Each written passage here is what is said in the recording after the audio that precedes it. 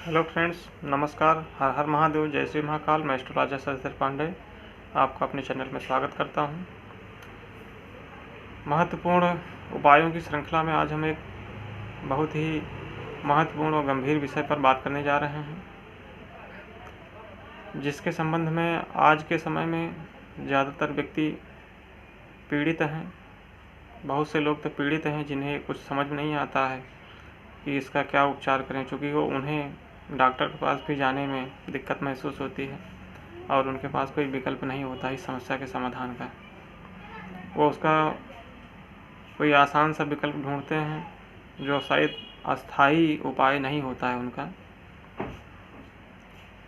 तो आज हम बात करने जा रहे हैं इरेक्टाइल डिसफंक्शन की। इरेक्टाइल डिसफंक्शन शीघ्र पतन या नपुंसकता से संबंधित बीमारी है। तो इसके संबंध में आज हम बात करने जा रहे हैं। तो कुंडली में इसका संबंध कैसे है ग्रहों से, पहले ये जान लेते हैं। इसकी समस्या हमारे ग्रह कैसे बताते हैं, ग्रहों की कमजोरी इस प्रकार की समस्या को बताती है। तो वो कौन कौन से ग्रह हैं जिनसे इसका संबंध है। और वैसे तो आज के समय में परिस्थितियाँ बहुत बदल चुकी है, लोगों का खान पान बदल चुका है, लोगों की दिनचर्या बदल चुकी है। कोई फिक्स टाइम नहीं है किसी के खाने पीने का, उसकी दिनचर्या का, सुबह उठने का, रात में सोने का या उसके काम का कोई भी दिनचर्या का टाइम नहीं। तो इससे भी इस पर फर्क पड़ता है।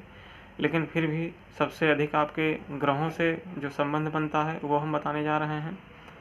और ग्रहों के संबंध के बाद ग्रहों के उपाय से भी आपको लाभ मिलेगा निश्चित रूप से।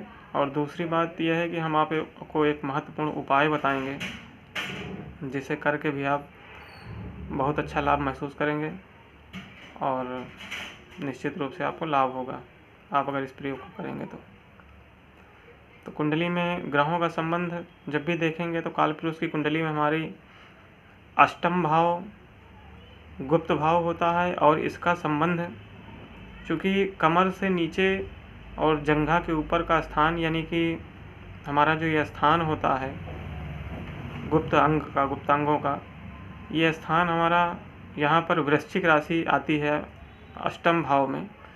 तो अष्टम भाव गुप्त भाव होता है और कालपुरुष की कुंडली पे यहाँ पर वृश्चिक आती है अष्टम स्थान पर, अष्टम भाव में। तो वृश्चिक राशि का संबंध मंगल से हो गया। सर्वप्रथम तो अगर आपका मंगल कुंडली में पीड़ित है, कमज़ोर है, तो ये समस्या उत्पन्न होना लाजमी है। और साथ ही साथ शनि और बुध ग्रह का संबंध कुंडली में कहीं पर भी हो, युति में हो, तो ये भी एक प्रकार से नपुंसक योग बना देते हैं। क्योंकि शनि कुमार ग्रह है और बुध कुमार ग्रह है और शनि वृत्त ग्रह है। इन दोनों ग्रहों के संबंध बनने से इस प्रकार की समस्या उत्पन्न हो जाती है। यदि ये दोनों ग्रह अष्टम भाव में ही युति में हैं या कहीं पर भी युति में है, अष्टम भाव में है, तो पूर्ण प्रभावी हो जाएगा। और किसी भी जगह युति में है तो भी अपना प्रभाव दिखाते हैं, अष्टम भाव में ज़्यादा प्रभाव दिखाते हैं।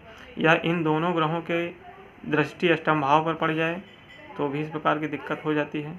और साथ ही साथ काम का संबंध, चूँकि पुरुषत्व और काम का संबंध भी, चाहे वो स्त्री हो चाहे पुरुष हो, दोनों में इस प्रकार की समस्याएं होती है। तो पुरुषों को ज़्यादा समस्या होती है।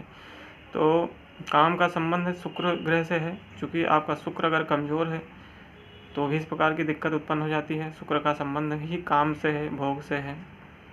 तो अगर ज़्यादातर कुंडलियों में देखा जाता है कि शुक्र कमज़ोर ही होता है, कहीं अस्त होता है, तो इस प्रकार की दिक्कत हो जाती है। या शुक्र पाप पीड़ित होता है तो वो चरित्र को जरूर खराब करता है, लेकिन फिर भी इस प्रकार की समस्या भी बनी रहती है। तो करेक्टर अलग विषय है, उस पर आज हम बात नहीं कर रहे हैं। लेकिन शुक्र अगर कमज़ोर है, आपका अस्त है, तो शुक्र को मजबूत करके भी आप इस प्रकार की समस्या से निजात पा सकते हैं। साथ ही साथ कुंडली में सूर्य की स्थिति को भी देखा जाता है और लग्नेश भी आपका अगर कमज़ोर है तो भी दिक्कत होती है। लेकिन शनि बुध का संबंध ज़्यादा है या मंगल का संबंध ज़्यादा है, चूँकि मंगल की वृश्चिक राशि आती है वहाँ पर अष्टम भाव में, और ये स्थान गुप्त स्थान होता है। गुप्त स्थान पर उसकी जो राशि आती है तो मंगल का प्रत्यक्ष रूप से वहाँ पर संबंध होता है। तो मंगल अगर आपका कमज़ोर है तो आप निश्चित रूप से उसका उपाय करें, उस पर जप दान करें, आपको उससे भी लाभ मिलेगा। और साथ ही साथ मैं आपको एक महत्वपूर्ण उपचार बता दे रहा हूँ, जो मंत्र के प्रयोग से आपको निश्चित रूप से आराम मिलेगा। तो मंत्र का प्रयोग के संबंध में पहले आप जान लीजिए। मंत्र बता दे रहा हूँ। इस मंत्र का 21 बार उच्चारण करना है, लेकिन यह मंत्र आप उच्चारित नहीं करेंगे और आपको कच्चा सूत लेना है। और इस सूत को, वैसे ये प्रयोग तो अटपटा है, अगर कोई कर सके, किसी प्रकार की समस्या ना हो और इस प्रकार की दिक्कत ना हो, वो कर सके तो इस प्रकार का प्रयोग कर सकता है, उसको लाभ मिलेगा। और ये लाभ आपके विश्वास पर है, क्योंकि वैसे तो लोग तर्क करते हैं, ईश्वर पर के अस्तित्व को भी नहीं मानते हैं, लेकिन सारी चीज़ें विश्वास पर होती हैं। तो ईश्वर है, सारी चीज़ें हैं, ये प्रयोग भी होते हैं, इनका भी प्रभाव होता है, ये भी अपना प्रभाव दिखाते हैं। इसको सही तरीके से किया जाए तो इसका ये भी एक टोटका है, इसको आप लोग अवश्य आजमाएं, आपको निश्चित लाभ मिलेगा। तो आपको कच्चा सूत लेना है।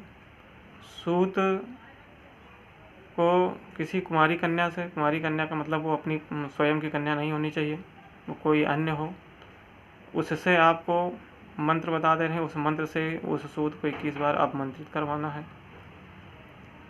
तो मंत्र है, आप लोग ध्यान से सुनिए। ह्रीं वीं श्रीं ज्रीं लीं भ्रीं स्वाहा। ह्रीं वीं श्रीं ज्रीं जीं लीं भ्रीं स्वाहा। यह मंत्र आपको 21 बार उच्चारित करवाना है उस कन्या से और उस धागे को अपमंत्रित करवाना है। अगर ये प्रयोग आप कर सकते हैं तो ठीक है, आपको किसी प्रकार कोई असुविधा है तो आप इस प्रयोग को मत करिए, क्योंकि इसको करने के लिए अब ये थोड़े जो भी प्रयोग होते हैं वो थोड़े अटपटे होते ही हैं, तभी उनका प्रभाव होता है। वो अगर इतना आसान सब कुछ हो जाए तो हर व्यक्ति की किसी भी व्यक्ति के पास कोई समस्या ही ना रहे और अपनी समस्या का समाधान हर व्यक्ति स्वयं कर ले। तो अपनी समस्या का समाधान हमेशा अपने से, स्वयं से नहीं हो पाता सारी चीज़ों का। अगर आप इसका प्रयोग कर सकते हैं तो आप कर सकते हैं, आपको कोई असुविधा ना हो तो। अगर असुविधा है तो आप ग्रहों के माध्यम से भी आप अपनी समस्या का समाधान कर सकते हैं।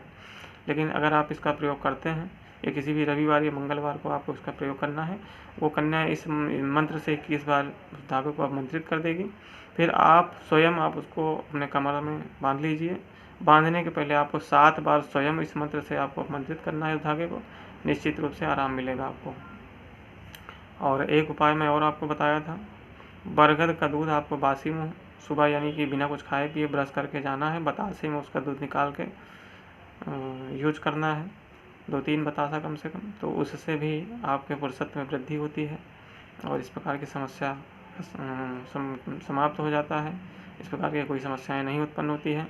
और इसका संबंध व्यक्ति के तनाव से भी होता है, चूँकि बहुत व्यक्ति टेंशन में होता है, डिप्रेशन में होता है, तो इस प्रकार की समस्या का होना आम बात है। तो उस समय कोई भी मंत्र प्रयोग ना करें। अगर आप लोग टेंशन में, डिप्रेशन में ज़्यादा है, चूँकि इस समस्या से भी टेंशन डिप्रेशन होता है, तो कर सकते हैं। लेकिन अन्य कोई टेंशन डिप्रेशन है तो आप इस प्रकार की समस्या का प्रयोग तब ना करें, जब वो समाप्त हो जाए वो समस्या, तब आप निश्चित रूप से कर सकते हैं। और महत्वपूर्ण श्रृंखलाओं की कड़ी में आपको आगे भी बहुत सारे महत्वपूर्ण विषयों से संबंधित चीज़ें बताई जाएंगी जो बहुत ही महत्वपूर्ण और प्रभावशाली होंगी। उसे आप लोग अवश्य करिए और करेंगे तो निश्चित रूप से लाभ मिलेगा। और ऐसे ही महत्वपूर्ण विषय जानने के लिए आप मेरे चैनल से जुड़ें, चैनल को सब्सक्राइब करें, लाइक करें, शेयर करें। चूँकि लाइक आप लोग करते नहीं हैं, लाइक करने में कुछ नहीं जाता है, बस केवल आपको अंगूठे चलाना होता है। एक बार दबाते हैं तुरंत लाइक होता है, उसमें फिर आप लोग कंजूसी करते हैं। आप लोगों के लिए इतनी मेहनत से सारी चीज़ें लाई जाती है, तो ये आपकी भी रिस्पॉन्सिबिलिटी बनती है। तो आगे भी आप लोगों को महत्वपूर्ण उपायों की श्रृंखला मिलती रहेगी और उससे संबंधित लाभ निश्चित रूप से मिलेगा आप करेंगे तो एक बार पुनः आप चैनल को अवश्य सब्सक्राइब कीजिए, लाइक कीजिए, शेयर कीजिए। अगर आप ऐसा नहीं करते हैं तो इसमें नुकसान मेरा नहीं है, आपका है, क्योंकि हम आपके लिए सारी चीज़ों को लाते हैं, बताते हैं।